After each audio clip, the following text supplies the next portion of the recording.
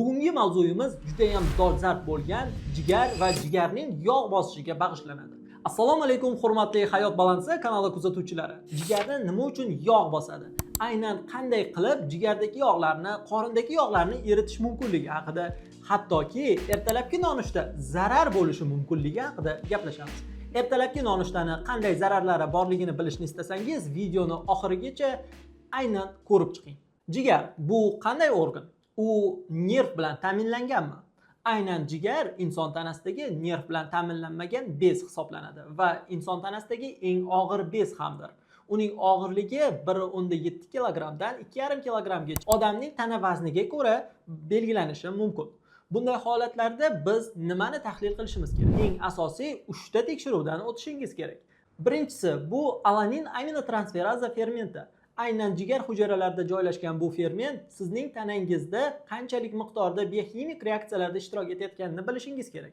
Agar alanin aminotransferaza miqdori qon tarkibida ko'p bo'ladigan bo'lsa, bu hujayra ichidan chiqib ketgan ferment sifatida ko'riladi va jigar hujayralariga shikast yetayotganligi haqida dalolat beradi.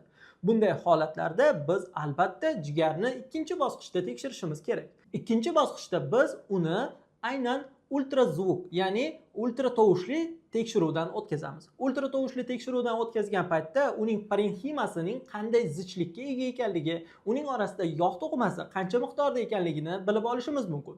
Xalq orasida jirovoy gepatoz, ya'ni yog'li gepatoz kasalligining eng keng tarqalgan turini aynan UZI tekshiruvi sizga aniq aytib beradi.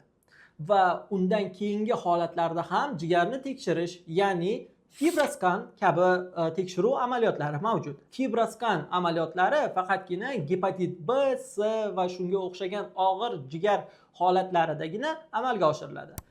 Negaki bizning tanamizda jigarni holatini baholovchi mezonlar juda ham ko'pdir. Undan tashqari teridagi dog'lar ham jigar faoliyatini qanday ketayotganini ko'rsatib turadi. Agar teringizda och pushti va jigarrang dog'lar paydo bo'layotgan bo'lsa, aynan bu jigar faoliyatining buzilishi bilan bog'liq bo'lishi mumkin. Undan tashqari qizil dog'larning paydo bo'lishi esa bu oshqozon osti bezi bilan bog'liq holatdir. Oshqozon osti bezi haqida alohida to'xtalib o'tamiz. Endi esa ko'pchilik foydali deb ataydigan nonushta qilish masalasiga to'xtalamiz. O'zi nonushta qilish yoki ovqatlarni aniq bir vaqtda yeyish qachon paydo bo'ldi? Insoniyat million yillar davomida hech qachon aniq bir vaqtlarda ovqatlanmagan. Ovqatni qachon topsa o'shanda yegan. Bunday holatlarga bizning tanamiz million yillar davomida moslashgan. Lekin oxirgi 300 yillikda sanoat rivojlanishi, oziq-ovqat texnologiyalari, oziq-ovqat sanoatidagi iqtisodiyot rivojlanishi uchun odamlar yangi narsalarni ixtiro qilishdi va nonushta, tushlik, kechki ovqatni qanday qilish haqida, desertlar yeyish haqida ko'plab ma'lumotlar kiritildi. 70-80-yillarda bo'lib o'tgan iqtisodiy rivojlanish davrlarida insonlarga bu narsa ta'limot sifatida kiritildi va yeyish uchun yashash haqida o'rgatildi.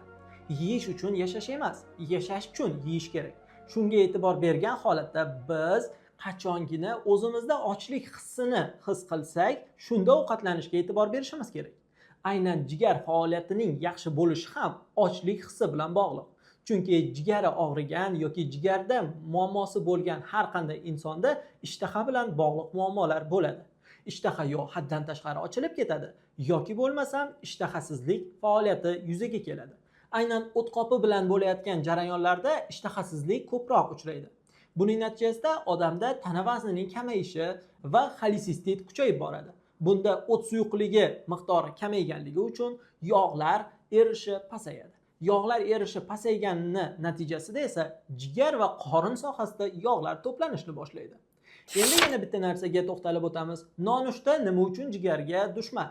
Chunki bizning ertalab turgan paytimizda insulin eng past darajada bo'ladi. Ertalab nonushta qilishimiz bilan yegan ovqatlarimizga mos ravishda insulinni qabul qilamiz va natijada bu insulin bizning tanamizda ko'tariladi va jigar o'zini o'zi tozalash bosqichidan chiqadi. Autofagiya deb nomlanadigan narsa aynan jigarni o'zini o'zi tozalash bosqichidir. Ya'ni jigar faqatgina qonni filtrlovchi a'zo emas. U yerda jigar qondagi ko'plab hujayralarni saralovchi a'zo hamdir. Ya'ni u organ sifatida eritrotsitlarning yiriklashgan 120 kun yashagan turlarini ajratib oladi va ularni parchalaydi. Parchalangan paytdagi hosil bo'lgan temirni suyak ko'magiga jo'natadi, yangi qon ishlab chiqarish uchun. Qolgan qismini esa bilurbin shaklida o't suyuqligiga aylantiradi. Bu juda ham murakkab mexanizm va bizning tanamizda bu mexanizm tufayli ham ovqat hazm qilinadi, ham qon ishlab chiqarilishi rag'batlantiriladi. Agar jigar faoliyatida buzilishlar bo'ladigan bo'lsa, bunda xomashyo vaqtida yetkazilmaydi suyak ko'magiga va natijada yangi qon ishlab chiqarilishda ham muammolar yuzaga kelishni boshlaydi. Undan tashqari, jigar aynan qon tarkibidagi zaharli mahsulotlarni neytrallash bilan shug'ullanadi. Ya'ni u o'zidagi antioksidant moddalarni zaharli radikallar bilan biriktiradi va tanadan axlat orqali chiqarib yuborishini ta'minlaydi. Shunday ekan, siz jigaringiz faoliyatiga juda ham qattiq e'tibor bering. Chunki sizning jigaringiz aynan juda ham muhim tozalovchi organdir. Nafaqat tozalovchi, shakllantiruvchi ham. O'zimning klinik xulosalarim asosida shuni ayta olamanki, prostata bezi va ayollarda tuxumdonning polikistoz jarayonlari bo'lishi aynan jigar faoliyatining buzilishi bilan bog'liqdir. Agar jigar faoliyatida sitokinlar ishlab chiqarilishi noto'g'ri yo'lga qo'yiladigan bo'lsa, butun tanada yallig'lanish kuchayib ketadi. Buning natijasida ko'plab bo'g'im kasalliklari, revmatologik kasalliklar va kardiologik kasalliklar rivojlanishi mumkin. Aynan kardiologik kasalliklarning asosida ham jigar yotadi. Jigar o'zida 500 dan ortiq bioximik murakkab reaksiyalar, 300 dan ortiq esa oddiy reaksiyalarni o'tkazuvchi organ hisoblanadi. Shuning uchun jigaringizni foydali narsalar bilan tozalab turishga juda ham qattiq e'tibor bering. Nimagaki bizning tanamizda modda almashinuvini boshqarishda jigarning o'rni beqiyos. O'sha uchun ham qarindosh urug'larni biz jigarim deymiz. Jigar bu juda ham muhim organdir. Shu uchun jigarlaringizni ehtiyot qiling. Endi esa jigar faoliyati bilan bog'liq ba'zi bir muhim narsalarga to'xtalib o'tamiz. Jigar faoliyatida zoonoz kasalliklar, ya'ni echinokokkoz, shundan tashqari lyambli kasalliklari mavjud va ular jigar faoliyatini buzilishini keltirib chiqaradi. Ko'plab hollarda esa o't qopidagi muammolar ham aynan shu parazitlar tufayli paydo bo'lishi mumkin. Parazitlarsiz aynan urbanizatsiya yuqori bo'lgan joylarda yashash qiyin. Urbanizatsiya deganda men shaharlashish protsessini nazarda tutyapman. Bizning tanamizda to'g'ri ovqatlanish degan tushunchani kiritishimiz bu vaqtida nimadirni yeyish emas. To'g'ri ovqatlanish bu o'zingizni eshiting. Intuitiv nutritsiologiyadan foydalaning. Intuitiv nutritsiologiya degani shunchaki ko'nglingiz sizni xohlaydi. Tozaroq narsani yeyishni, mazaliroq narsani yeyishni.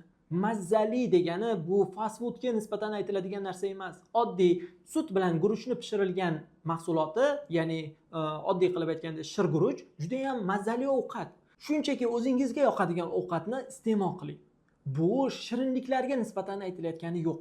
Bu konfetlarga nisbatan aytilayotgani yo'q. Bu qayerdagi tort va pirojnilarga nisbatan aytilayotgani yo'q. Chunki bularga bo'lgan muhabbatingiz, bularni yeyishga bo'lgan ehtiyojingiz bu shunchaki nafsingizni va o'zingizni dangasaligingizdan bo'lishi mumkin. Bu gaplar sizga og'ir botayotgan bo'lsa, demak siz aynan shirinlikni haddan tashqari ko'p yeysiz. Yo'q, men shirinlikni ko'p yemayman deyotgan bo'lsangiz, unda sizda muammo noto'g'ri ovqatlanish bosqichlari bilan. Aynan siz vaqtida emas, siz vaqtga qarab ovqatlanasiz. Vaqtida ovqatlanish va vaqtga qarab ovqatlanish turli jarayonlar hisoblanadi. Negaki bizning tanamiz qachongina och qolganda iste'mol qilish uchun yaratilgan. Bizning tanamizga hech qachon ortiqcha ovqat kerak emas. Masalan, tabiatda bo'ri mavjudoti oldidan ovqat chiqsa, to yorilib ketgunicha ovqatlanadi. Bunday holat biologiyada falanga, ya'ni o'rgimchak-simonlar oilasining bir vakili tomonidan ham kuzatiladi. Falanga ham oldidan chiqqan ovqatni to'la oxirigacha yeb, o'zi yorilib ketgunicha yeyishi mumkin.